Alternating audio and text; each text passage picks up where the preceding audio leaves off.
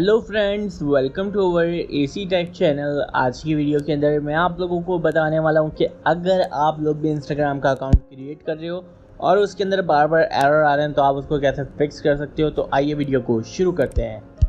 सबसे पहले आप लोगों को अपनी ऐप स्टोर या फिर प्ले स्टोर को ओपन कर लेना है एंड देन यहाँ पे आके आप लोगों को सर्च वाले सेक्शन में आना है और सर्च करना है आप लोगों को इंस्टाग्राम। और इंस्टाग्राम सर्च करने के बाद आप लोगों को इंस्टाग्राम की एप्लीकेशन को अपडेट कर लेना है। अपडेट करने के बाद आपको होम बटन को प्रेस करना है और जाकर अपनी एप्लीकेशन के अंदर अकाउंट बनाना है।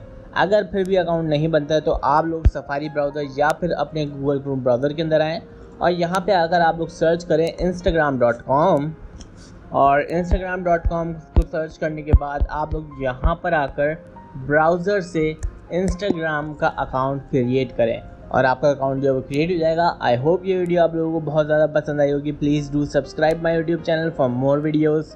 Thank you.